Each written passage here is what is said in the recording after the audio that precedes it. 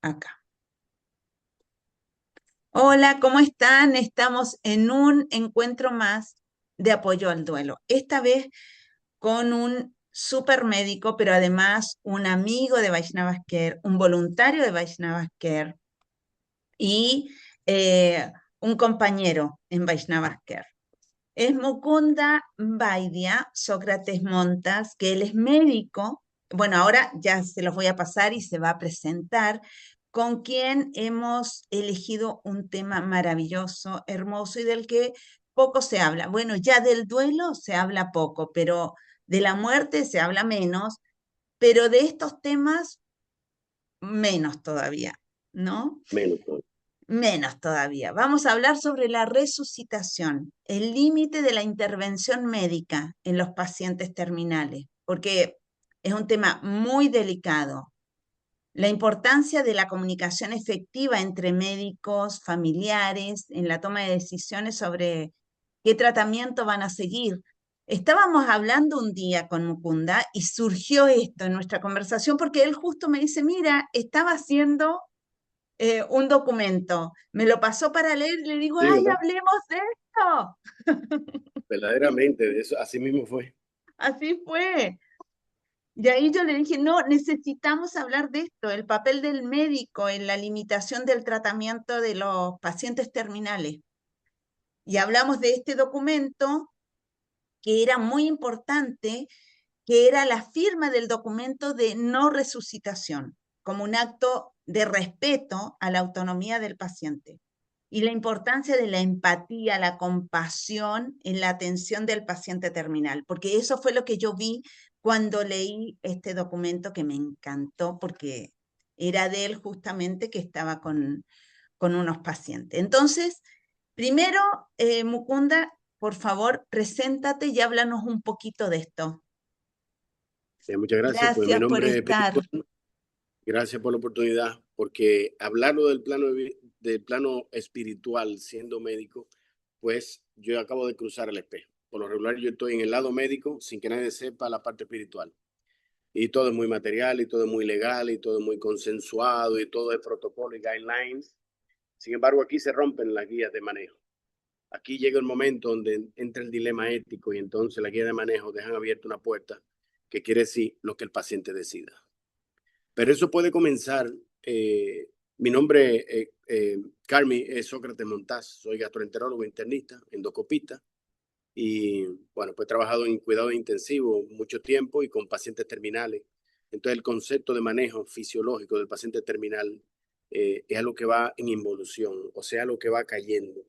Y el médico va buscando la forma de sostenerlo, pero llega un momento que por más que hacen los médicos, hay un punto donde el alma parte y toda esa energía que unía y mantenía a todos esos órganos produce con su partida el fallo multiorgánico.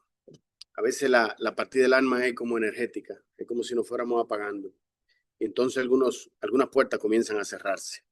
Si vamos a ver dónde comienza la voluntad del paciente, comienza cuando el paciente dice, no quiero ir al médico. ¿Hasta dónde podemos respetar a un padre que diga, yo no quiero ir al médico? Yo sé lo que tengo y ya esto llegó a su fin. Esa parte es muy fuerte. Por lo regular, cuando los familiares ven que se están poniendo en ansiedad a sus hijos, terminan cediendo. Dicen, están preocupados por mí. Yo no voy a dejar que ellos se convencen por sí mismos. Y por lo regular aceptan aquella vía apia donde comenzamos a sacarle análisis, a hacerle estudio, a apoyarlo y a perturbarles, sabiendo ellos que probablemente no llegamos a ninguna parte, porque cuando usted tiene 85 años, como me dijo mi padre, tú sabes que te quedan 5 años. De alguna manera, cuando llegan las cosas, tú comprendes que llegó el momento. Eso fue una sentencia que él mismo emitió. Entonces, ¿qué sucede? El paciente acepta. Bien, ya por lo regular los pacientes saben cuando tienen algo que no le va bien, porque los cánceres producen factor de necrosis tumoral y eso da un sentimiento de que algo no está bien en el cuerpo. Se han visto algunos felinos que se acercan en los hospicios a los pacientes moribundos y es por la detección en el olfato y el aliento del factor de necrosis tumoral. Es como si le oliera a una carne que está enterrada. Eso es patético, pero es el olor del factor de necrosis tumoral. Cuando el tumor va creciendo, se pierde la vascularidad porque crece más rápido que lo que los vasos sanguíneos que los nutren pueden subir. Y entonces, por lo regular, las masas tumorales tienen necrosis dentro. Y ahí está el factor de necrosis tumoral. Entonces, el paciente acepta que tiene un cáncer. Por lo regular, así como duramos 9 meses para nacer o 10, ¿verdad? Nos toma también un tiempo para morir. Y uno va reconociendo la involución, el paciente nota en el espejo su pérdida de peso, lo nota en la ropa, en los zapatos, en todos los detalles que le hacen ver y la gente en la forma como le miente muchas veces diciéndole, pero tú estás muy bien, pero qué bien te ves. Y los pacientes por lo regular dan una sonrisa un poco parca, porque no hay forma de consolar de esa manera, debemos ser empáticos. Qué grato verte, qué gusto verte. Me alegra, estás comiendo, te traje esta frutica, algo, pero nunca mentirles, porque eso les hace ver que hay menos, porque ya la esperanza se está yendo y la empatía se está retirando. Entonces se dan cuenta a quienes no quieren ni cerca, porque mienten. El paciente quiere gente que le diga la verdad. Entonces, por lo regular hay pacientes que ya han pasado por quimios, radio, por todo, y saben que cuando ya vuelve los síntomas, sus principales temores se vuelven realidad. El tumor ha vuelto. Volvemos a la biopsia, volvemos a la quimio, volvemos a la radio, la evaluación médica, la sacadera de sangre, todo. Pero el cuerpo va cerrándose. Por lo regular, cuando el paciente está en el último mes, que ya los síntomas son evidentes de pérdida de peso y comienzan los síntomas espirituales, por lo regular el paciente no quiere salir mucho a la calle. El paciente incluso comienza a quedarse en su habitación. Incluso prefiere que no lo visiten, porque en la medida que no lo visitan, no lo llevan al plano emocional y emotivo y sentimental donde ellos se apegan y entonces sufren más por el apego que están experimentando. ¿Ves? Entonces, deme un segundo.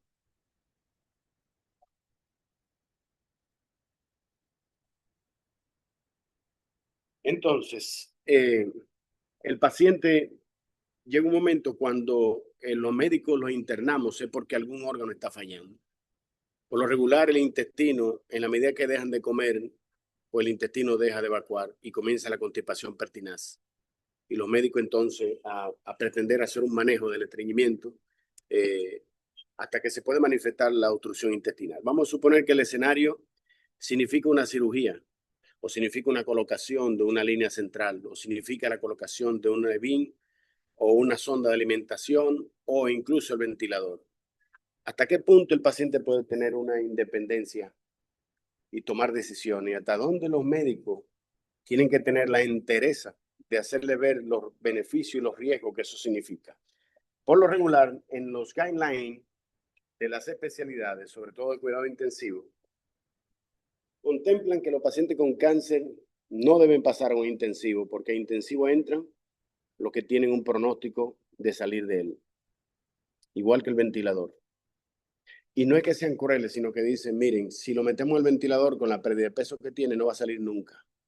Y se convierte en una situación médico-legal porque no vamos a poder desconectarlo a menos que haya una reunión bioética, un abogado, un sacerdote y ustedes, si quieren sacerdote. Pero debe haber una línea ética que determine en cada institución la imposición de las guías de manejo. En Estados Unidos, en estudios que yo revisé, de un 3 a un 5% de los médicos admiten haber hecho eutanasia activa en alguna parte de su vida. Y eso nos deja perplejos. Uno dice, oye, pues entonces yo creía que el abuelo se había muerto natural. A lo mejor cuando entraron algo pasó. Cuando yo estuve en el templo de Boston, en el 1992, pues tenía la oportunidad de ir a la universidad de Harvard y ir a diferentes lugares donde habían bibliotecas. Y se me ocurrió investigar qué pasaba con los ascetas, o sea, los que vivían en el Tíbet y en la India, aceptaban la medicina tradicional o no, y encontré un trabajo donde mientras más renunciantes eran desde el punto de vista de la sociedad, pues menos aceptaban el tratamiento de antibióticos y soluciones, incluso analgésicos, y al final preferían nada, ni siquiera alimento. ¿Eh? Eso tiene su nombre en la literatura védica. Ahora olvidé el nombre, pero es que el paciente cierra y deja de comer y de beber líquido, y ese es su deseo soberano. Es una gran perturbación, pero le pueden dar algo de té para apaciguar los síntomas de estómago. y lo mínimo lo hacen y ellos van abandonando el cuerpo. Entonces, los médicos tienen que, en base a la realidad de decirle hasta dónde vamos a llegar con esto, hasta dónde vamos a llegar con esta situación, entonces se activa el sistema legal. Hay por lo regular unos protocolos que están establecidos por las mismas guías de manejo, donde determinan qué debe decir. Nosotros, los familiares del paciente tal, decidimos que frente a la enfermedad terminal del paciente y la irreversibilidad del cuadro clínico con las complicaciones presentes de dificultad respiratoria, con derrame pleural secundario a la metástasis pulmonares, por ejemplo, Gordit, se... escúchame, Mukunda, me dicen que no se te escucha bien. Yo te escucho bien, pero me estaban escribiendo que no te escuchan bien. y tengo todo, déjame ver. Yo Y te ahora se escucho oye bien. bien, pero si puedes mejorarlo en algo, sigamos. Sí, Perdón que te haya interrumpido, pero me encanta lo que pregúntale, estás diciendo. pregúntale si se oye bien ya, Se oye porque bien, es estaba posible, ahí en el chat. sí, porque que hacen bulla y no entienden que uno está aquí dando la clase. Igual no se escuchaba ruido afuera, te cuento. Ok. Así que, Bien, se bueno, escucha. sigue. Sí, sí, se Entonces, te tan escucha la pronto voz bien. cuando el paciente ya necesita el ventilador, pues los familiares y los médicos tienen que coordinarse. En la guía de manejo hay papeles que dicen, hay documentos donde se explica, nosotros familiares de este paciente, a sabiendas de que tiene un cáncer metatásico con compromiso pulmonar y derrame pleural que compromete su ventilación, no deseamos ningún intervento quirúrgico para liberarlo del derrame pleural, ni deseamos ponerlo en ventilador. No queremos que se haga un paro respiratorio, se haga ninguna maniobra de resucitación. ¿Por qué? Porque hay un punto donde el paciente mismo puede decir, yo quiero firmarlo, no, tráigame el papel. Como yo hice durante el COVID, yo dije que no iba para ventilador ni para intensivo y firmé un documento y todos los médicos, ya tú sabes, fueron gente que está llorando, que porque yo hacía eso, que yo tenía toda una vida por delante y dije, no voy para ventilador, porque si entro no salgo. Entonces, ¿qué pasa? Que los familiares por lo regular pueden tener cierta resistencia a firmar un papel de un documento de no resucitación porque es como si tú firmaras, yo quiero que mi padre se muera o no hagan nada. Se sienten como responsables. Y tan pronto yo veo eso, me doy cuenta de que no es el momento de firmar. Y le digo, óyeme, no lo firmemos hoy. Vamos a conversar mejor esta noche y mañana en la mañana. Y entonces vamos a tener otra persona que nos va a asistir para poder explicarle a ustedes por qué lo estamos firmando. No están firmando una carta de muerte. Están firmando que aceptan la voluntad de la enfermedad y de la voluntad de Dios para seguir adelante con los intentos de respetar al paciente y de incidirlo lo menos posible. Eso es difícil de entender. Y por lo regular, aunque no tenemos violines ni chelo para decir cosas como esta, el médico tiene que tener un tono sereno, empático, en paz. Tiene que escucharse con una empatía. Tiene que haber hablado ya con varios de ellos, haberse ganado la confianza de ellos para que lo comprendan. Por lo regular, en Estados Unidos, por ejemplo, no, a ellos no les interesa mucho si tú lo conoces o no lo conoces, si tú sabes lo que piensa y nada. Ellos van y te dicen, mira, en estos casos, la dirección dijo que tienen que firmar el acta de no resucitación. Porque si lo firman, los costos se van a disparar y no podemos gastar esos recursos para otro paciente. Le vienen con una teoría muy materialista y muy poco empática. ¿Entiendes? Pero en el fondo, la cultura nórdica es diferente a la nuestra. En la cultura nórdica ellos tienen un estoicismo frente a la muerte y los velorios y la lamentación y el mismo proceso de muerte. Y la parte de Latinoamérica somos muy cristianos, muy esperanzados, tú sabes, muy devotos, muy pretendiendo milagros. Tú ves, ellos son un poco más objetivos en ese sentido. Y entonces ese sentimentalismo es lo que no nos deja a nosotros entender que llegó el momento. Hay un punto donde el mismo médico, aunque sea familiar, por obligación de la enfermedad, va a tener que caer de rodillas y entender que hasta aquí llegó. Porque si no, él va a tener que razonar que está perpetuando una agonía, no salvando una vida, sino perpetuando una agonía. Como una vela que se te acaba y tú estás en la cárcel, pero tú coges los pedacitos de la cera que cayeron y vuelves y la pones en la llama, hasta que ya no te quede más llama y hasta que te queme los dedos. Entonces va a llegar un momento que tú no vas a tener cera. ¿Me entiendes? Eso mismo pasa, se acaba la cera que mantiene la llama. Entonces entran los asuntos legales, donde uno puede pensar que por firmar un papel de yo no soy responsable si te complica en esta endoscopía o en este procedimiento que te voy a hacer, el médico cree que no es demandable y se está equivocando. Todo médico, aunque firme, es demandable porque tiene que rendir un informe para ver si hubo un daño a propósito o una negligencia.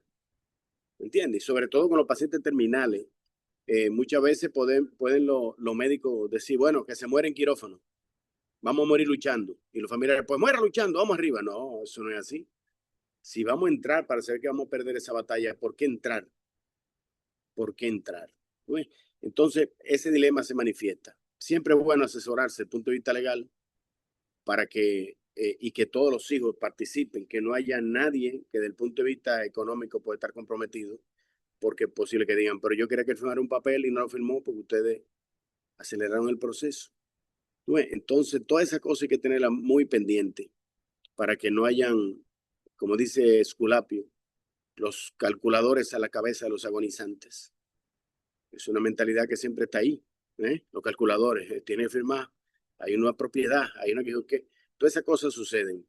Entonces, hay interventos como la colocación de vía subclavia o de canalización de la vía yugular que tienen su riesgo con hematoma y complicaciones muy serias, que uno lo hace con frecuencia. Y es posible que las complicaciones sean un 1%, un 0.01, pero cada paciente es 0.01. Uno no sabe cuál va a suceder. ¿Sí? Y de eso se trata. En otro aspecto, no sé si te parece, podemos manejar, si hay alguna pregunta en este tema, para pasar al otro tema, si te parece. Sí, Prabhu, muchísimas Vaya, gracias. Hare Y Krishna, buenas qué grato. tardes, un gusto escucharlo, Prabhu. Prabhu, Gracias. la pregunta es la siguiente. Eh, Tengo entendido que los médicos eh, están sujetos a un protocolo estándar que cumplen, ¿sí? Entre Sí. los que está tratar en todo lo que se pueda que esté vivo, evitar la muerte, ¿sí? Entonces, pero lo que usted está proponiendo es un protocolo distinto, ¿sí? Es así. Ese No, protocolo está reconocido, o sea, ese procedimiento. no. Estamos hablando de que ya el médico hizo todo lo que se podía hacer. Que el médico agotó ya quimioterapia, cirugía, transfusiones y ya aparecen las complicaciones terminales en un paciente con un Karnofsky, que es pérdida de peso importante, con anemia importante, con proteína en el suelo, que no tolera los alimentos, que hay que alimentarlo ahora artificialmente, que hay que poner una sonda para que orine, que hay que mantenerlo encamado. Este paciente, figúrate lo que tiene ya un año o dos de enfermedad y ha perdido ya todos los recursos musculares y de nutrición. Ya se nota que hay una caquexia neoplásica. Este paciente que tú dices, pero ¿y cómo lo van a llevar a la clínica? ¿Qué van a hacer en la clínica? Es de ese paciente que estamos hablando. De este paciente que ya las esperanzas médicas son obvias de que no van a lograr mucho, pero el familiar sigue amando y sigue queriendo en la parte sentimental que los médicos sigan actuando. ¿En qué punto el médico utiliza la guía de manejo? Que todos la utilizamos. O sea, en medicina todo el mundo se maneja con guías de manejo. Incluso esta conversación está en la guía de manejo de pacientes terminales en el segmento de oncología, cuando el paciente está lo que se llama fuera de tratamiento oncológico. FTO. Y los pacientes FTO tienen, por lo tanto, que frente a las complicaciones estar aproximados a la posibilidad de firmar una orden de no resucitación, porque ya llegó el momento donde el paciente pase de hospicio a paliativo. En el hospicio podemos atenderte y darte todas las condiciones que tú necesites, silla de ruedas, una cama, oxígeno, nebulización, todo lo que tú quieras. Pero en el paliativo significa que vamos a tratar los síntomas persistentes, como el dolor, como la fiebre, como la dificultad respiratoria. Lo último que se quita es el oxígeno, ¿entienden? Porque básicamente el paciente siente que por lo menos le están dando oxígeno. Y esa es la última parte que quizás se quita.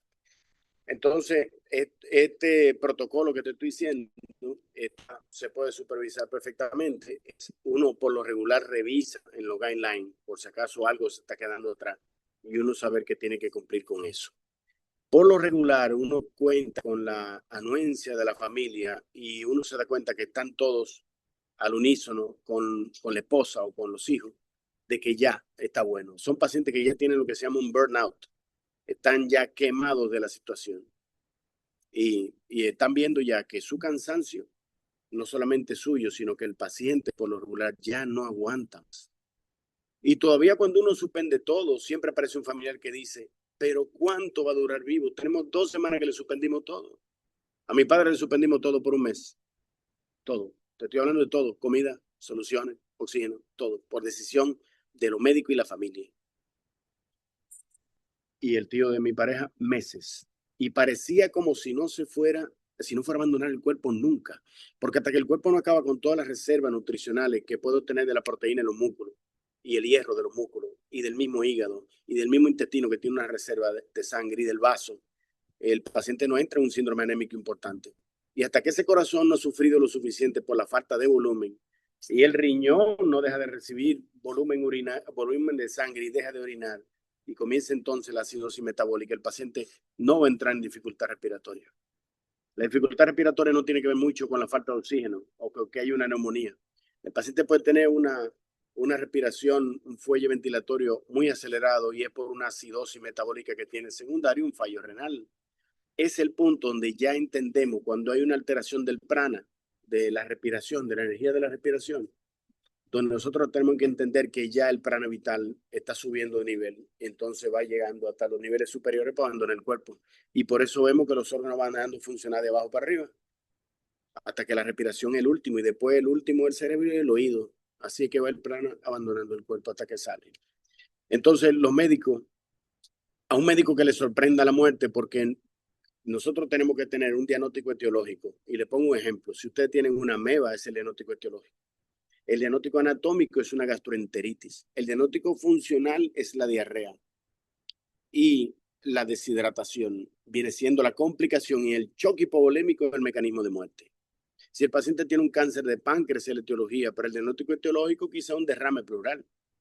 Y el síntoma, el diagnóstico funcional, la dificultad respiratoria, para el mecanismo de muerte, un fallo ventilatorio con alcalosis respiratoria y al final inhibición del centro de respiración y por lo tanto un paro. Pero el paro no es diagnóstico de muerte, porque todo el que se muere se le para el corazón y se le para la respiración.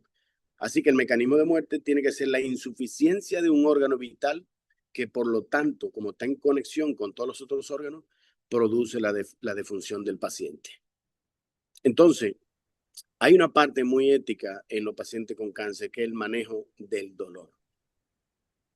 El manejo del dolor, en lo que yo revisé en la Universidad de Boston, pues mientras más renunciantes eran los sanyasin, menos querían participación de los médicos en uso antibiótico y analgésico y lo que sea. Llegó un momento que yo entendía en el proceso de involución. Porque por lo regular, algunos de estos sadhus, cuando terminan la función por la cual ellos consideran que espiritualmente ya llegaron al fin, ellos entonces sienten que están abandonando el cuerpo y por alguna razón, pues eso pasa.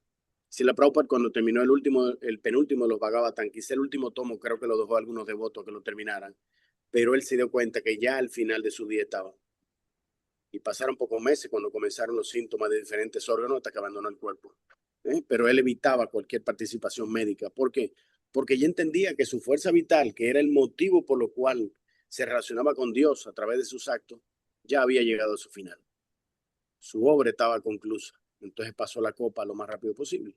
Estamos claros, en el sentido crístico de entender que el sacrificio ya estaba hecho y que fue su vida entera. Entonces, el manejo del dolor, nosotros abrimos aquí en la Clínica Corazón Unido, abrimos un equipo de médicos anestesiólogos para evaluar al paciente y determinar qué tipo de analgésicos se ponen. La morfina no para la respiración. La morfina te vuelve indiferente al dolor. Perdón, ¿no para qué? La meperidina también. Y los esteroides también. Te mantienen, hacemos como un tipo de bomba elastomérica donde se calcula por kilogramo de peso la submedicación. Nunca llegamos a dosis que puedan poner al paciente fuera de conciencia, porque eso fue una de las cosas que yo pretendí que era su reto de ellos. Así como a muchos gastroenterólogos yo les digo, no pongan sangre, Mejor hagan la endoscopía y detengan el sangrado y así no tenemos que usar sangre.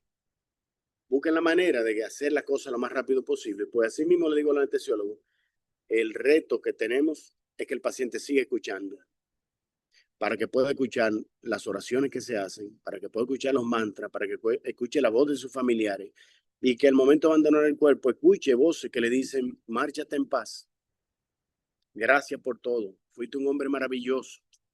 Lo hice con mi cuñado hace un mes, se cumple ahora en estos días. Hablé con él y tan pronto lo despedí, al minuto y medio me llamó mi hermana que se había ido. Y lo último que él mencionó fue mi nombre, como quien dice, mírame cómo estoy. Y fue muy penoso para nosotros, pero él decidió por sí mismo no tomar ningún medicamento, ni agua, ni comida durante 2 semanas. Se trancó en su habitación y recibía el mínimo de visita. Cuando él terminó, y se lo advertí a mi familiar, cuando él termine los asuntos legales, él se va a sentir que ya el mundo no le pertenece y eso lo floja. Y entonces ahí viene el proceso. ¿No? Claro. Y eso sucede con muchos pacientes. He visto muchos pacientes que cuando, y lo describe la madre Sanguita en el libro de Final Journey, que los pacientes esperando cosas o esperan que alguien venga de la familia que están esperando o quieren salir de circunstancias que han sido penosas para ellos y que quieren verse libres y tan pronto se liberan, ellos abandonan el cuerpo. Entonces esa cosa hay que tenerla pendiente porque si el médico viene con poca empatía y no se ha conversado estas cosas con los familiares, por lo regular los familiares no firman hasta que no ven satisfechos a su familiar de las luchas internas con el pasado, el presente e incluso con el futuro. Es un asunto. Entonces el médico tiene que buscarse en el sentido de desacalapatra, o sea, tiempo, espacio y circunstancias son los que definen qué conducta va a tomar el médico desde el punto de vista ético, pero siempre con la empatía con el paciente, no con la institución, no con el sistema. Y recordando que el sistema le va a obligar a no tener repercusiones médico-legales, que porque entonces te llaman y te dicen, mire, doctor, usted, 24 horas más de este paciente ha significado para nosotros $50,000, por ejemplo. Entonces se pone la balanza muchas veces en la vida del paciente terminal con respecto a los protocolos médicos que se deben llevar y eso siempre va a ser un rato para todos nosotros. Pues, entonces no sé si quieren preguntar en este punto para pasar al tema siguiente. Yo creo que acá lo que hay que dejar claro, lo que está hablando Mukunda, es precisamente esto sobre no el ensañamiento terapéutico, ¿no? Cómo evitar el ensañamiento, cómo reconocer como médico la limitación en los tratamientos, ¿no? Y que estos tratamientos asegurar una atención más digna, más respetuosa. Y que Esto, no se está hablando de eutanasia, que no se está hablando de eutanasia. exacto, Porque desde que uno habla de manejo del dolor, inmediatamente todos piensan que uno está pretendiendo hacer una muerte digna. Y la tal palabra cual. que vendió Kevorkian vendió la palabra muerte digna. Tal cual. Entonces, Es eso es lo que ahí hacia ahí quería ir, pedirte que aclares la diferencia, porque por ahí, claro, nosotros como estamos en el tema y lo vemos a diario, que estamos acompañando, lo entendemos perfectamente las diferencias, pero por ahí la palabra, así como delante dijiste, que me lo anoté, esto de ser empático y no mentiroso, de, está regio, cuando en realidad, ¿no? Saber usar las palabras, porque las palabras no se las lleva el viento, no son inocentes. Esto nos puedes diferenciar, por favor, porque además está en boga full hoy. y va a Gracias. comenzar, va a haber más repercusiones. Va a llegar un momento que veremos las estatuas de Kevorkian en las plazas llenas de flores, porque se está depreciando cada vez más la vida y se está dando más importancia a que los familiares no quieren estar en un servicio amoroso de tipo enfermedad. Quieren que la muerte sea rápida para ellos volver a su vida normal y llevar su vida normal de gratificación y no entienden la espiritualización de la familia durante el proceso de agonía de un familiar y de cómo ese servicio que hacemos nosotros en Vaishnava Ken de asesorar en el duelo, pero la enfermedad es un duelo en sí mismo, porque las personas están dejando de ser lo que son. La enfermedad es una involución donde dejamos de ser quienes éramos. Entonces, Kevorkian en los años 90, yo recuerdo que me resultó un tema que yo dije, este tema yo no puedo soltarlo jamás, porque estoy viendo una nueva etapa en la medicina. Lo que en India hace tiempo se conocía, que el paciente abandonara el cuerpo cuando quería. Pues ahora los médicos que hicieron un juramento de cuidar la vida y de ayudar al paciente, ahora se están prestando para que la ley les obligue a que firmen cuando el paciente quiera que lo maten, ellos pasar de curandero a carnicero. Y creen que eso es dignidad. Entonces, ¿qué pasa? Que he hablado con varios devotos de la Prabhupada y hay una situación. Mientras algunos me dicen, si usted le quita el dolor, usted está haciendo que él no queme ese karma que tenía que quemar con el dolor y la identificación corporal. Y entonces él va a tener que volver a nacer de nuevo y usted también va a sufrir repercusiones por el manejo del dolor. Es una posición espiritual del punto de vista védico de que el paciente sencillamente tiene que aceptar el proceso de muerte. A nosotros, desde el punto de vista del sentimentalismo materialista que todavía nos influye, nos parece cruel. Sin embargo, es una postura devocional que algunos devotos no están dispuestos ni siquiera a comentar en público ni a discutirlo, porque eso está fuera de discusión. Dicen, esa es mi opinión, no me pregunte nada más. Mi opinión es que no debe manejar el dolor, que el paciente tiene que morir natural, porque Krishna mismo, que es la muerte, el que ha venido con él. Bueno, ahora hace 9 días, ayer estuve en la misa y estuve en la casa de unos familiares, donde teníamos preparada la bomba de meperidina y todo, y yo le mandé a hacer una prueba. Creían que era un medicamento que le había dado sueño, y dije, no, eso es el hígado que está lleno de metástasis, que no está metabolizando la proteína y está convirtiendo la proteína en amonio, que es un tipo de alcohol. Entonces los pacientes duermen de día y despiertos de noche. Y yo le voy a hacer amonio y le digo una cosa, siéntense ahí. Si él tiene el amonio alto, yo no se lo voy a bajar, ni le voy a poner antibiótico ni nada, porque es la mano de Dios puesta sobre su frente. Los pacientes que yo he tenido en coma durante un mes incluso, cuando salen de la encefalopatía se despiertan pidiendo alimentos y jamás se recuerdan qué sucedió. Por lo tanto, les digo yo a ustedes que si él comienza a subir el amonio, el periodo de abandono del cuerpo está en las siguientes 72 horas. Y el amonio va a seguir subiendo mientras el hígado esté funcionando. Por lo tanto, su nivel de conciencia va a ser como un sueño profundo. Los franceses le llamaban el coma de Passé, más allá del coma reversible, aquel coma que no salía para ninguna parte. Yo no planteo que se ponga el paciente en coma. Yo planteo que si el paciente, su enfermedad lo lleva a una alcalosis respiratoria por una enfermedad renal o por una insuficiencia ventilatoria y vemos que la gasometría está tendiendo a la acidosis, entonces ese paciente ya tiene una narcolepsia. ¿Qué es lo que sucede con estas personas que van a los hoteles y dejan el carro prendido y amanecen rosados y muertos al otro día? ¿Por qué? Porque nuestra hemoglobina prefiere 300 veces más una molécula de carbono del aire negro que sale por el mofle de un carro que una molécula de oxígeno. Y por lo tanto, en pocos minutos, habiendo bebido, pueden sentir que tienen sueño y no es sueño. Es que nuestra negociación biológica que Dios hizo es la siguiente. Nuestro metabolismo libera, como los carros, CO2, pero las plantas liberan oxígeno y necesitan CO2 para vivir. Eso nos enseñaron desde niños. Entonces, los seres vivientes tiran CO2 y las plantas lo recogen y liberan oxígeno. Nuestro centro respiratorio no le estimula la falta de aire. Lo que estimula nuestro centro respiratorio es la acumulación de CO2 producto del metabolismo de nuestros tejidos y de los músculos al trabajar. Entonces, Kevorkian, que sabía eso, decidió hacer un aparato que llamaba el Mercitron, que era un tanque de CO2 que él le pone una válvula y le decía, mira, tú abre esta y te va a dar un sueñito, pero acuérdate, abre esta de una vez que el CO2 se encarga de ti. Y el Tanatrón, que eran sustancias activas para producir la muerte. La diferencia era que él no se quedaba.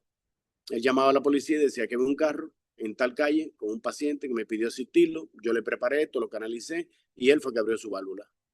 Él dejaba una cámara y la cámara grababa cuando el paciente hacía así con su propia mano. No había forma de meterlo preso a él.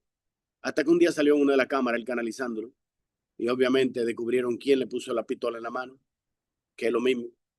Y dijeron, usted lo canalizó, así que usted es responsable de que él haya abierto, porque si usted no lo canaliza, él no puede abrir la válvula. No existe válvula, no. Y ahí, bueno, acabó el periodo. ¿Y qué pasó con Kevorkian? Tenía una hepatitis C, hizo una cirrosis. Y él pidió que le hicieran eutanasia. ¿Qué pasó? Hizo una encefalopatía hepática, le subió el amonio y Dios le dio el amonio que le dio el sueño eterno y Kevorkian no sufrió. Queda demostrado que la verdadera misericordia la aporta Dios cuando hay que aportarla. Pero el médico puede poner una piedad de un analgésico que no le quite el oído. Exacto.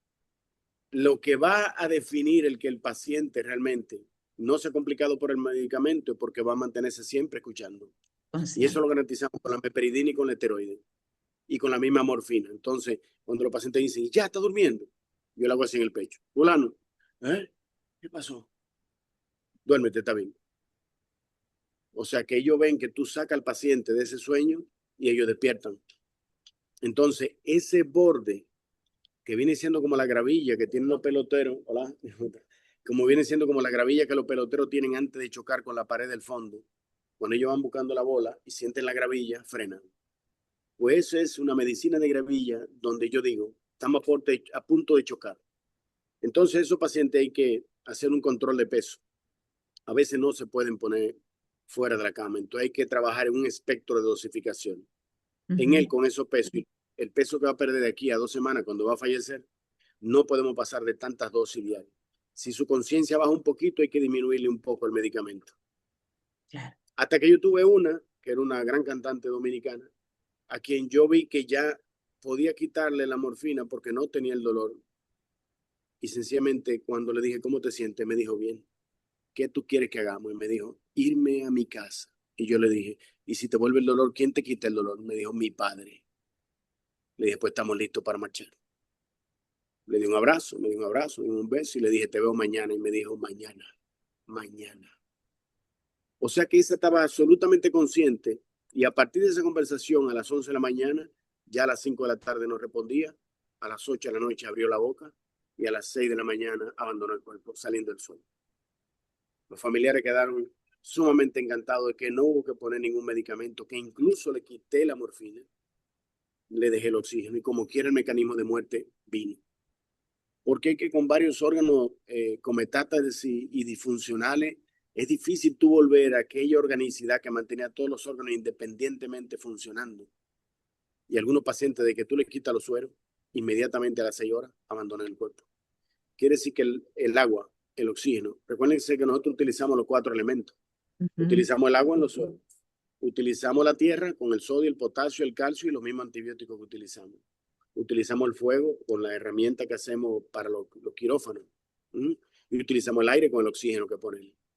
Pero cuando esos 4 elementos dejan de estar armónicamente funcionando con el prana vital, entonces esos elementos vuelven a su origen. Y el cuerpo tiene que quedarse sin el alma. Y entonces esos 4 elementos que contiene el cuerpo vuelven a la tierra y vuelven al fuego incluso. Igne natura renovatur íntegro. Volvemos íntegro a la naturaleza a través del fuego. Y eso es parte de lo que se va a hacer. Entonces, ¿qué yo recomiendo? Usted tiene un paciente que está en etapa terminal, siempre observen cuánto respira por minuto. El día que la respiración cambie y se vuelva más rápido o más lenta, estamos en problemas. Si un paciente deja de orinar, estamos en problemas. Un paciente que no come y tampoco evacúa, estamos en problemas. Y mientras más puertas veamos cerradas, quiere decir que más cerca está la muerte. Pero no podemos decir que le queda una semana o 3 días, porque la vida sorprende aún. Y yo he visto pacientes con agonía muy larga, pero sin sufrimiento. Y otros con muerte muy rápida, pero con mucho dolor. Y entonces son tantas las variables algebraicas que tenemos que no podemos dar una fórmula. Sin embargo, la madre sanguita se aproxima mucho en las definiciones de las horas finales. No para predecirla, sino para identificar que ya el proceso de mecanismo de muerte activo ya empezó y que no hay forma de detenerlo, porque si comenzamos a ponerle medicamentos, lo que vamos a generar son nuevas complicaciones que se llevan al paciente. No estoy planteando nada nuevo que no exista en los guías de manejo, solamente la parte de la empatía que debemos tener con el paciente agonizante, de informarle siempre todo, alguien muy discreto. Lo que los pacientes quieren es que no se haga a voz populi de toda la familia. Mi abuela me dijo a mí, ellos saben que yo me estoy muriendo. Y yo le dije, no, pero ellos saben que yo tengo un cáncer. No, ellos no saben. No le diga nada. No le diga que yo lo sé. Para ella jugar a no lloren o yo, ella viéndole fuerza, que Exacto. nadie llorara, Sí. ella haciéndose fuerte y alegre para que ellos no lloren. Entonces jugué con ella, vamos a mentirle, que es una forma de piedad materna. Y he visto ya tantos pacientes morir que me parecen incontables, pero muchas historias son parecidas y como que hay un humor donde ya uno detecta las cosas que están pasando. Se vuelve como un humor, así como lo veo. Sin embargo, en las evoluciones diarias que hacemos, vamos documentando la involución de cada funcionalidad de cada órgano para que desde el punto de vista médico legal quede asentado Claro. cómo fueron los cambios. Y las hojas de la enfermera tienen que coincidir con lo que los médicos escriben y los signos vitales y la función en cuanto orinó. O sea, es difícil que alguien pueda mentir.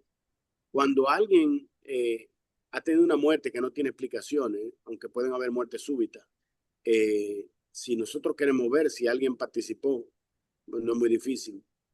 ¿Eh? No es muy difícil. ¿Por qué? Porque hay algo que se desconecta rápido y como que no lleva la secuencia como para abandonar el cuerpo. ¿Eh? Es muy difícil porque siempre hay varios médicos simultáneamente, pero de ese culapio que será testigo de muerte que no puedas evitar. Cuando yo era estudiante entré a una habitación de una clínica y vi que habían 3 médicos muy serios y uno de ellos estaba inyectando una sustancia, una anciana, Ujú. y había un familiar ahí. Y cuando yo entré, todos me miraron como si yo hubiera entrado con un cantero haciendo bulla. Me miraron a los ojos como que dice, ¿qué tú quieres aquí? Y yo hice así, salí, recogí y le dije al director, yo renuncio. Y me fui de esa clínica ese mismo día. Me fui. Ellos se dieron cuenta que yo renuncié. Nunca yo hablé con ellos, pero yo creo que esa es la actitud frente a alguien que hace lo incorrecto desde el punto de vista ético, con la vida humana. Yo no pude hacer nada porque yo era un estudiante de medicina y los familiares estuvieron de acuerdo, porque después una enfermera me dijo, doctor, los familiares fue que le propusieron a los médicos. O sea que hay familias que dicen, doctor, ya, tenemos que parar los gastos que tenemos y ya, no sé qué es lo que espera. Se puede acelerar el proceso. O sea que una proposición que no surge de los médicos, surge de las familias también. Y los médicos, que ya vemos que se prestan para todo tipo de transformaciones humanas y de todas las cosas que pueden ser disponibles para el espíritu humano, pues se nota muy complaciente también de hacerlo. De hecho, si un 5% admite haber hecho eutanasia alguna vez en su vida, entonces quiere decir que hay un porcentaje, quizá un 12%. En República Dominicana, un 76% de los médicos dicen que no a la eutanasia, porque es un país que tiene una imposición religiosa muy radical y son muy cristianos. Usted tiene otro concepto del manejo, pero esa estadística ustedes pueden revisarla en diferentes partes del mundo, cuánta cantidad de médicos están dispuestos a hacer eutanasia y van a ver las variables que son asombrosas, como en unos países como Holanda y países que ya aceptaron la eutanasia, eso era un 100%, tanto de pacientes como médicos. Entonces, si Conciencia de Krishna no ofrece una alternativa al proceso de involución y mecanismo de muerte ligado al manejo del dolor, que es lo único que podemos hacer, entonces debe haber una conversación, pero no hay ninguna emisión de ISKCON formal en contra de la eutanasia, sino que el Gita mismo dice Exacto. que la vida, tú no puedes quemar el cuerpo, ni puedes hacer nada, tú no puedes matar el alma, tú lo que puedes es matar el cuerpo, pero entonces pierde el paciente ese sentido ético. En la literatura médica, el Bhagavatam dice que las personas que hacen actividades incorrectas pasan a un modo de vida donde hay muchas perturbaciones, pero es que le asignan un cuerpo para eso. Entonces, eso es otro tema en el Srimad Bhagavatam. Tenemos que ser muy cuidadosos con hacer la cosa desde el punto de vista de ética Vaishnava, de que los libros sagrados sean lo que pongan las directrices a la medicina. Porque la medicina parece no tener, y la ciencia no tener límites de querer controlar no solamente la vida, sino parecerse a Dios y tomar decisiones que Dios es el único que puede hacerla. Entonces tenemos que tener mucho cuidado porque el día que se hace la eutanasia, a cualquier periodista que quieran lo envenenan, lo enferman y después dicen que eutanasia o la practican porque van a surgir nuevas armas para eutanasia. Entonces no estamos de acuerdo con la eutanasia, no estamos de acuerdo más que con un manejo piadoso del dolor y que la dignidad primero está en el corazón de los hombres, de los médicos y la espiritualidad. Y luego que los médicos tienen espiritualidad y tienen conciencia, pueden brindarla a los demás. Pero un médico que no tenga conciencia espiritual nunca la va a brindar. mucho cuidado porque pudiera estar de acuerdo con cualquier cosa que no vaya de acuerdo a los principios Vaishnava y los principios devocionales. Que Dios nos bendiga a todos en ese intento de comprender la muerte y nos dé paz y conocimiento. Tal cual. Yamuna Pavani tiene una pregunta, Ah, está conectada. sí, Mukunda Baidia, ¿cómo estás? Qué alegría verte de nuevo. Ah, qué bien, Un gracias. placer. Yo no sabía que yo conocía a tanta gente en Argentina, pero cada vez son más devotos que me conocen y que yo conozco. ¿Viste, viste? Me Qué alegra bueno. mucho. Vieras que estaba dándole vueltas a esta afirmación que dijiste de las personas que dicen que se debe morir natural, digamos, sin tratar directamente el dolor con ningún tipo de analgésico. Estaba tratando como de ahorita recordar en el Srimad Bhagavatam, evidentemente en el Bhagavatam, que es nuestra escritura madre, no existe tal afirmación porque no se dan ese tipo de cuestionamientos éticos, ¿verdad? Eso es más reciente, más de nuestra era, porque el Bhagavatam se mueve en torno a una cultura que centra el alma, ¿verdad? El alma como objeto de estudio, el alma como centro, el proceso del alma. Y nosotros no somos tanto karma kandis en el sentido de que pensamos o cuestionamos como el karma, como tal, como si yo no trato el dolor, entonces es karma pendiente, sino que el Bhagavatam, tratando de pensar, como te digo, en todo lo que he estudiado hasta ahorita, es más que todo justamente lo que estás exponiendo. Y lo que estás exponiendo es eso, es el tratamiento del dolor para prevalecer la conciencia. Porque si una Exacto. persona está en tal dolor que no es capaz de escuchar, que no es capaz de realmente entender qué está pasando con su cuerpo, simplemente va a, ok, termina con el karma en ese cuerpo, pero no puede avanzar espiritualmente, porque el dolor era tal que no tuvo la conciencia ni siquiera para escuchar el santo nombre, o como decir las oraciones, o entender tal vez esa realización del desapego del cuerpo. Entonces, como escuchándote realmente, como te digo, pues sí me pareció como muy curioso que alguien diga eso, como no hay que sufrir al momento de la muerte. Eso me parece muy Sí. karma candy, pero el enfoque que estás presentando vos, creo que realmente es el que está avalado en el Srimad Bhagavatam. Sí, y la pregunta a los gurús es, gurú, ¿es correcto manejar el dolor durante el proceso de muerte? Y esperar la respuesta. Tal cual. Hay una tendencia, eso es lo que yo quiero, saber la respuesta de todos. Yo le escribí a varios gurús y uno de ellos fue Vika Swami, estoy esperando su respuesta, porque quiero, Ish. como no hay un consenso, creo que Vaishnava está empoderado en el momento preciso. Hemos hecho mucho servicio ya a pacientes agonizantes y creo que nuestra cultura del viaje final, gracias a la Madre Sanguita y su misericordia, hemos comprendido el mecanismo de muerte de una perspectiva muy espiritual. Es a Vaishnava Care que le toca la responsabilidad de pedirle a ISKCON cuál es su posición con respecto al manejo del dolor. Porque la Madre Sanguita siempre ha sido una banderada de que el paciente se utilice morfina y fue una de las primeras conversaciones que yo tuve con la Madre Sanguita. Ella me dijo, La aunque el recuerdo. paciente exprese dolor, Mukunda, aunque no exprese dolor, considera que puede tenerlo. Y ya la persona acumularon su actividad piadosa con Dios. Dios no es un malagradecido. Dios sabe cómo cada persona necesita del corazón, de acuerdo al dolor que tiene y el tipo de muerte, el karma que está recibiendo y la misericordia y la piedad que va a obtener de Krishna. Eso que Entonces decías yo, hace un rato, eso que decías, que sí, puede estar un mes, como puede estar 3 meses más, 6 meses más, eso yo he aprendido acompañando, nadie se va, ni más temprano ni más tarde. Tuve una conversación con una amiga devota que dejó el cuerpo, que acompañé hace ya unos años, un par de años.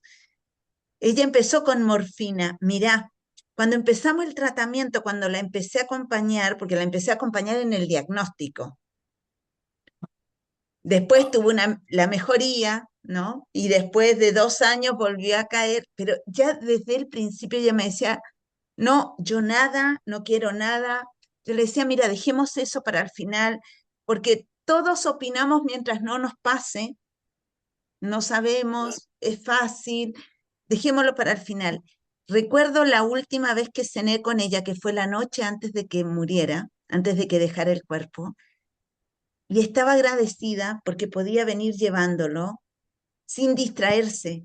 Decía, yo le estaba leyendo, mira, me hizo, cuando tú estabas hablando, me hizo recordar sus palabras, porque Lalita me decía, mira, si no fuera gracias a esas gotitas, porque me decía, si no fuera gracias a esas gotitas, no te podría estar escuchando.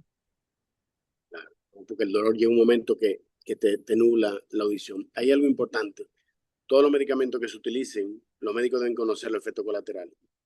La, el globo vesical secundario al uso de la morfina, la paralización del esfínter de la vejiga. Es importante conocerlo para que si el paciente hace un globo ya sabemos que tenemos que quitar la morfina, colocar sonda por poco tiempo y quitarla. La morfina puede producir sed, una sed increíble. Eso quiere decir que estamos, al perder peso, probablemente está ahora sobredosificado. Y hacen lo que llaman el hidratismo o la taquifilaxia, que es que se acostumbran, que es lo que le pasa a los adictos. Prueban la droga la primera vez, fantástica. La segunda vez no tanto. La tercera ya hay efectos colaterales y ya no hay tanto placer. Y al final, la droga lo único que hace es quitarle la náusea y los malestares generales y ya no la disfrutan. Quedan presos en la adicción. Entonces, no podemos llegar a poner al paciente en un plano donde aparezca la horripilación y las sudoraciones y todo el mundo pensando que es la muerte y es la adicción a la morfina. Entonces, la morfina yo la utilizo en momentos donde el dolor es muy intenso para comenzar mi peridina o esteroide o cualquier otro medicamento y sustituir la morfina y dejarlo con el Precedex, por ejemplo, que los pacientes pueden estar en ventilador y con los ojos cerrados te miran así, pero no tienen ansiedad, le inhibe la ansiedad. El Precedex, todos esos medicamentos son de control de droga y de uso facultativo por anestesiólogo e intensivista nada más. A nadie más le disponen eso. Y por lo regular lo disponen las unidades de cuidado intensivo, que son muy rigurosos. Las ampollas en cuidado intensivo se ponen en un lugar. Cada ampolla debe ponerse en un lugar y la enfermera viene y supervisan que esa fue la ampolla que se puso y la llevan a suministro y suministro tiene que tener la ampolla vacía para ver qué se usaron y en quién lo usó y quién la indicó y quién por qué. O sea que todo muy serio. Y así se hace. Entonces, tener en cuenta siempre de que los efectos colaterales son los síntomas que carga el médico. Todo paciente que tome cualquier medicación indicada por médico tiene que verificar los efectos colaterales. Es su deber. Mira, Mayapura Das tiene una pregunta y Mayapura. después Aditi. Mayapura, puedes abrir el micrófono, cielo, para que te escuchemos. Ahí. Acercarse al Sí, celular. Sí, ahí sí. sí, sí. Bueno, el tema es el siguiente. En principio, a ver si entendí bien. Cuando el médico ve que ya hay fallas, sea a través de la respiración, ya que no evacúa, qué sé yo, bueno, en ese punto pasa a cuidados paliativos.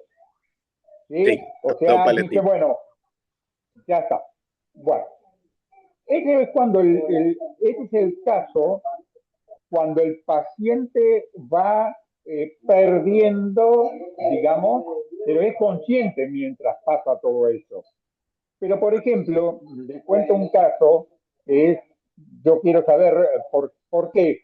Ahora va a ver por qué. Una tía mía tuvo como si fuera una CB, ¿sí? Una CB y quedó vegetativa, ¿ok?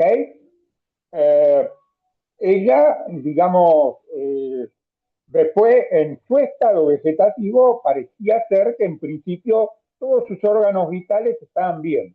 Después empezaron a fallar esos órganos, pero mi primo, me acuerdo, el hijo, detectó que los médicos estaban haciendo maniobras a pesar de esas fallas, de mantenerla, de atrasar, o sea, tratando de resucitarla, aún teniendo las fallas, porque a su vez había un pariente en la familia, muy entendido, un médico, que decía, eso no está fuera de lugar, eso es para cobrar más días de terapia.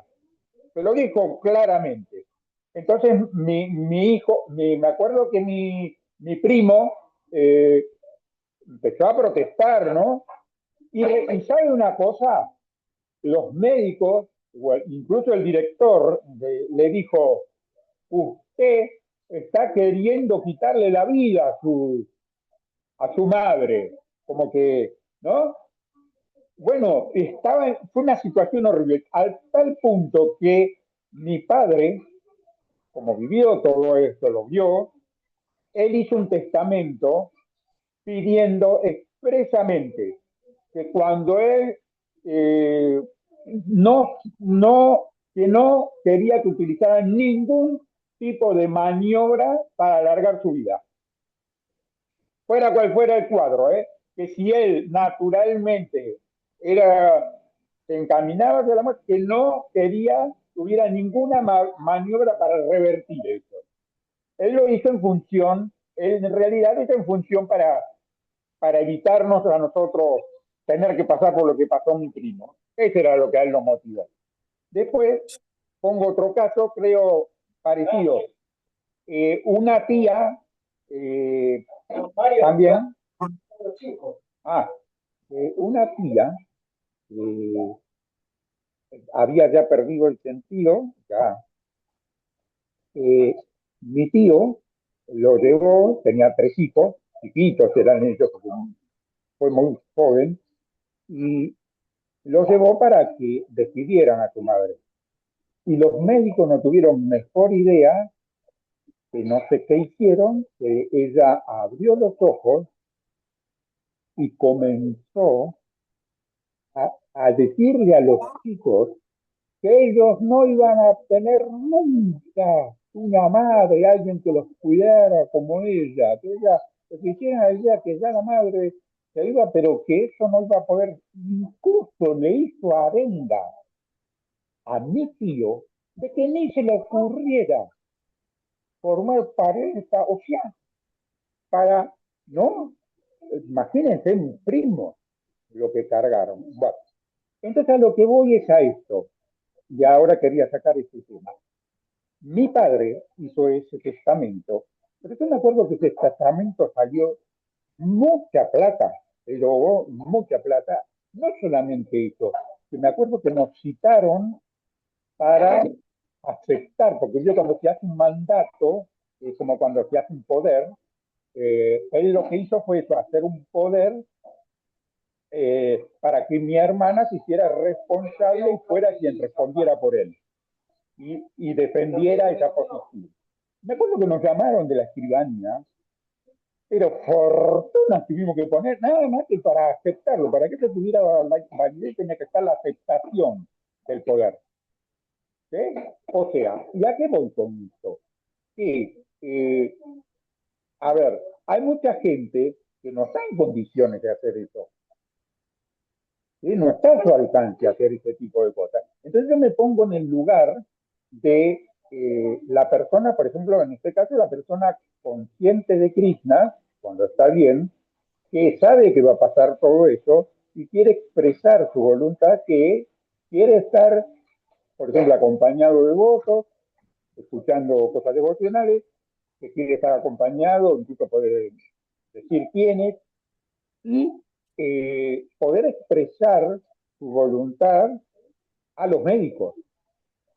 Pero sin tener que, a ver, se me ocurría que sería bueno que hubiera como una fundación que juntara los fondos para que esa persona no estuviera condicionada al tema de plata. Que si lo quería hacer, muy simple, se traía un escribano para que hiciera el testamento y se acabó la historia. Y no es muy complicado. ¿Sí? Solamente tú necesitas un abogado que notarice tu voluntad. Y es suficiente. Pero, por ejemplo, yo tengo ya mi cremación, yo la tengo paga mi cremación. Y tengo mi testamento donde yo ya está claro, toda mi familia está clara de mi cremación. Y, por ejemplo, cuando yo estuve interno, que firmé no resucitación, era porque había una condición pulmonar COVID, imagínate. Dime tú, yo no iba a aceptar eso. Entonces, tenemos que trabajar a tiempo. Tienen que averiguar cuánto cuesta una cremación, tener ese dinero disponible para no encargar a los familiares de eso. Mi hermana, como jueza, como abogada, su tesis fue el derecho a cremación que tiene todo el individuo a que el Estado le pague la cremación si no tiene condición económica o se encuentra solo al momento de su muerte, que se le cumpla su último deseo, que es la cremación. ¿Me entiendes? O sea, fíjate una tesis muy interesante, el derecho a ser cremado que tiene todo individuo o ser viviente, a que se cumplan sus derechos espirituales. Eso fue su tesis que presentó como abogada. Ahora ella es juez y bueno, va a comenzar el planteamiento, algunos planteamientos que hay sobre eso. Y incluso hay algunos foros que están interesados ya en comenzar a emitir sus comentarios en contra de la eutanasia. Se le están yendo adelante a lo que pretendan hacerla y eso es lo que puede hacer el movimiento en el sentido de decir claramente qué aceptan nuestros miembros y qué no aceptan para que todo el mundo esté claro y que no haya confusión al respecto.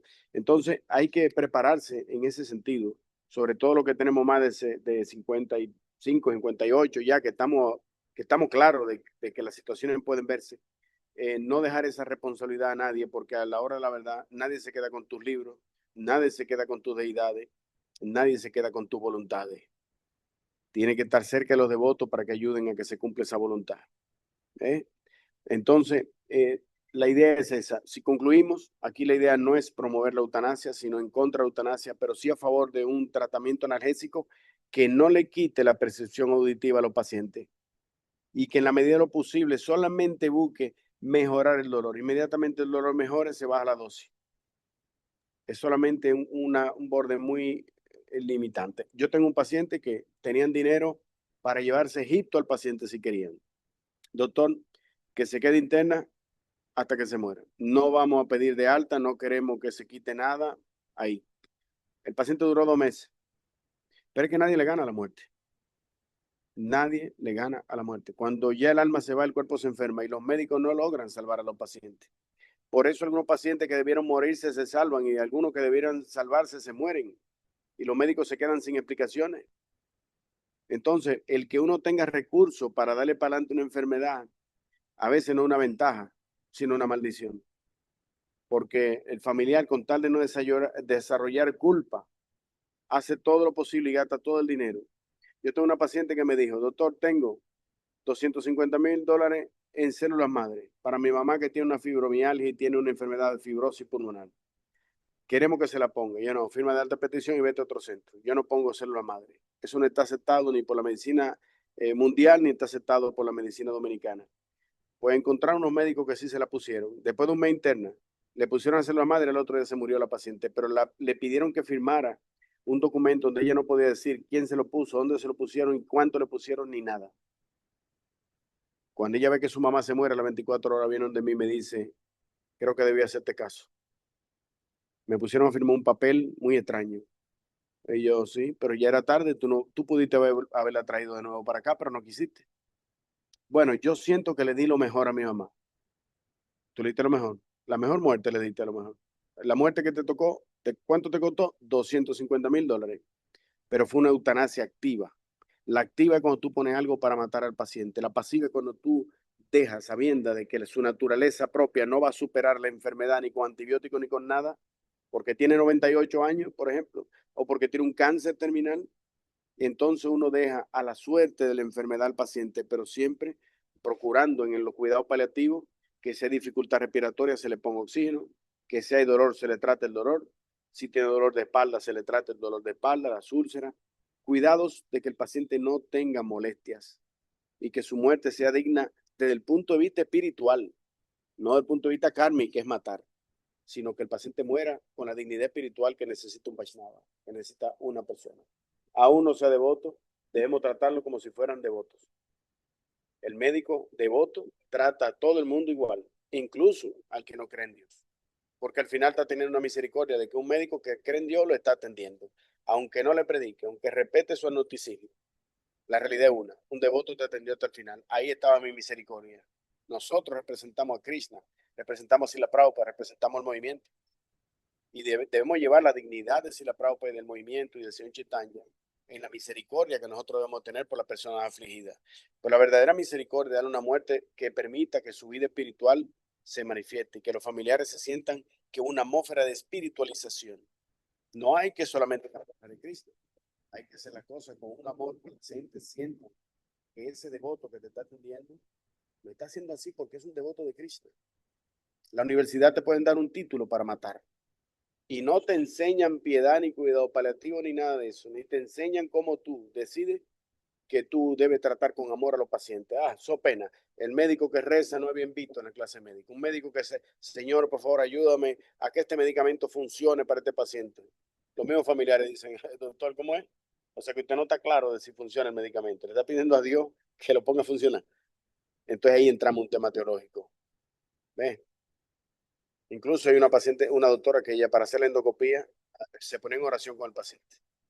Y el paciente me dijo, doctor, no pueden permitir eso, porque ella no sabe cuál es mi creencia. Y ella no es una sacerdotisa para estar haciendo oraciones ante una endoscopía. Yo hago mi oración, pero la hago para mí. Yo la hago para mí.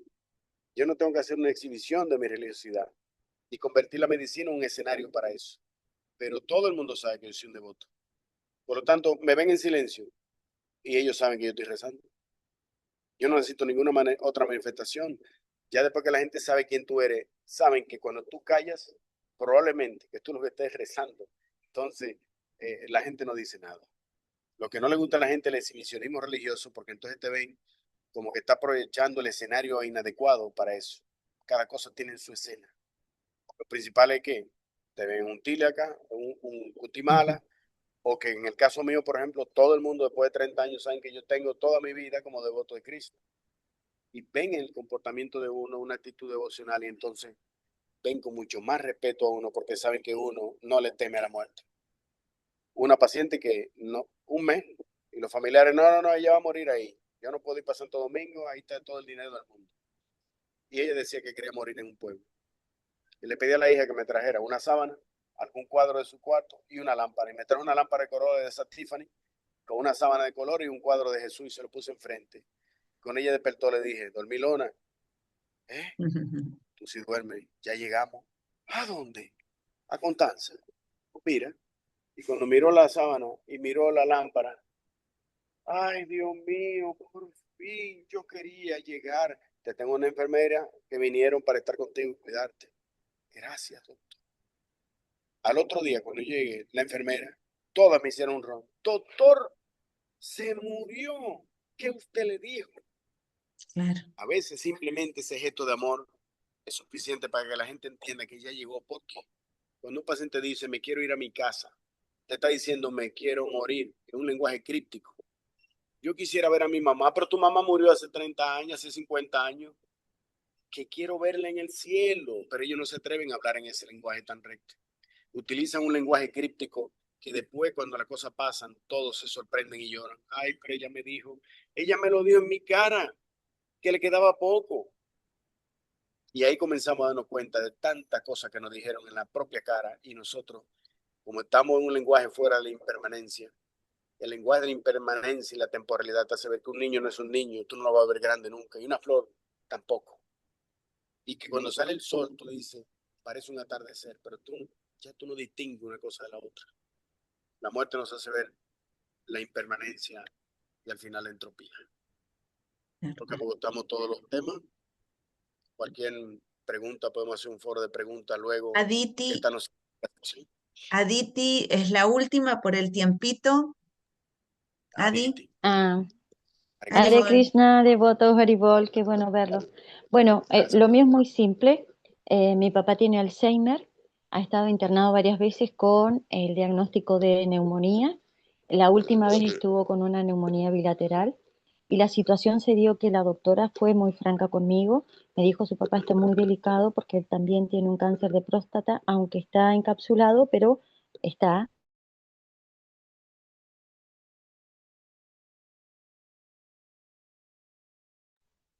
Ahí está, ¿me escuchan? Perdón. Te escucho. Y Mukunda, Ya, tú también abre. Ahí sí. Ahora sí ya, habla, Adi. ahora sí. Perdón. Bien, ahora. Digo que mi papá tiene Alzheimer, tiene cáncer de próstata que está encapsulado y siempre que cae internado termina con una neumonía bilateral esta última vez. La doctora fue muy sincera, me dijo su papá en esta situación está muy crítica, entonces no podemos garantizarle que se vaya a salvar, digamos, con todo el tratamiento.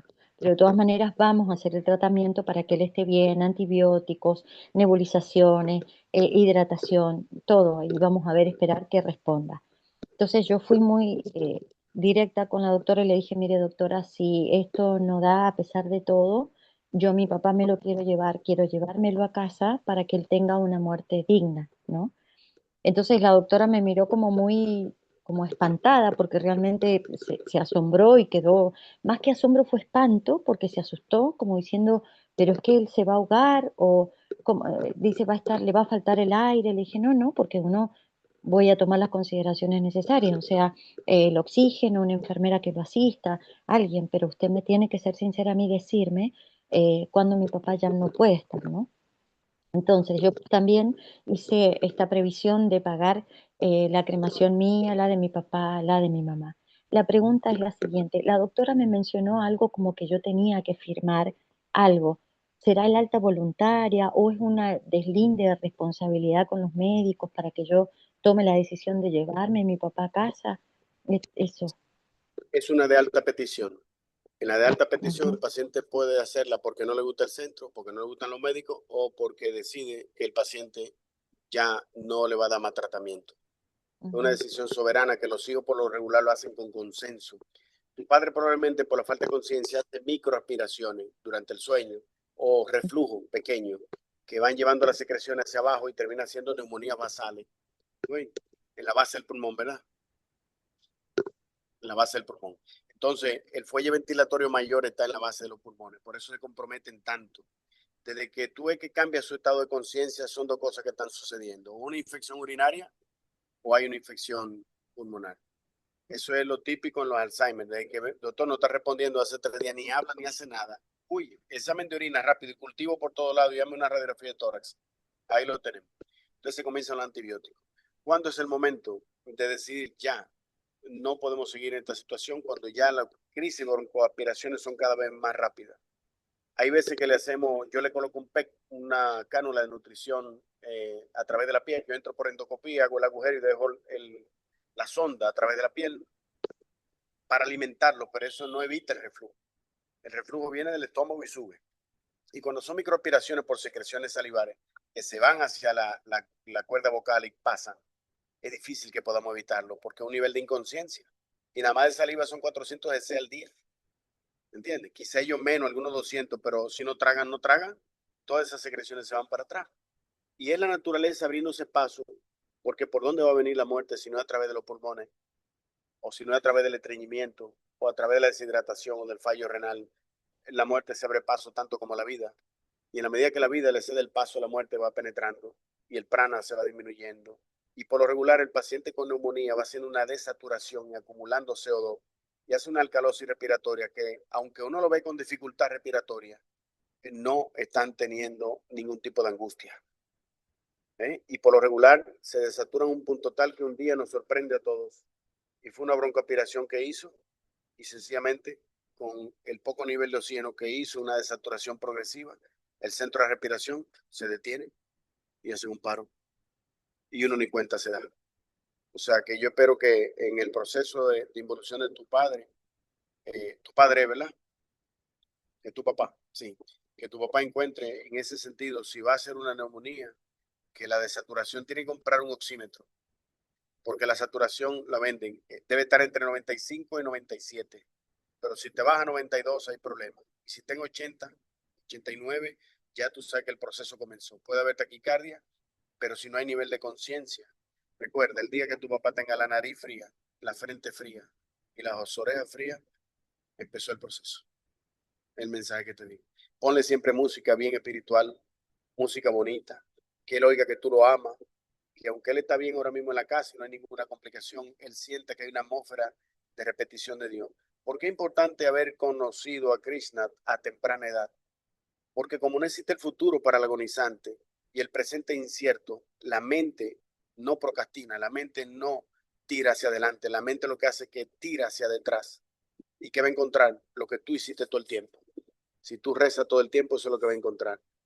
Si tú llevas una vida de ambición y de preocupaciones o de responsabilidades familiares, tú lo que va a estar en lamentación todo el tiempo.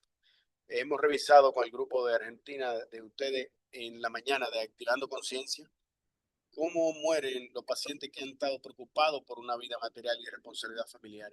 Por lo regular mueren lamentando abandonar la familia y lamentándose de las posesiones que tienen. conciencia de Krishna nos dice que tenemos que llevar una vida activa en nuestra relación con Dios, de manera que tengamos las cosas materiales también, pero que nuestra vida espiritual esté clara. Para cuando lleguen esos momentos, uno entrega la parte material y la vida espiritual entonces flora. Eso es lo que es conciencia de Krishna. Tenemos que tener mucho más pendiente el Mahamantra para cuando nos lleguen esos momentos, nuestra mente esté recordando a Krishna de alguna forma. Hay pasajes del Bhagavatam donde se describe cómo es el cielo. Se describe cómo es el cielo. Yo le leí a mi padre eso. Describe exactamente cómo es todo allá arriba, porque nunca le dicen cómo es aún allá arriba. Pero el Bhagavatam tiene contemplado la descripción del cielo. Trata de encontrar ese verso.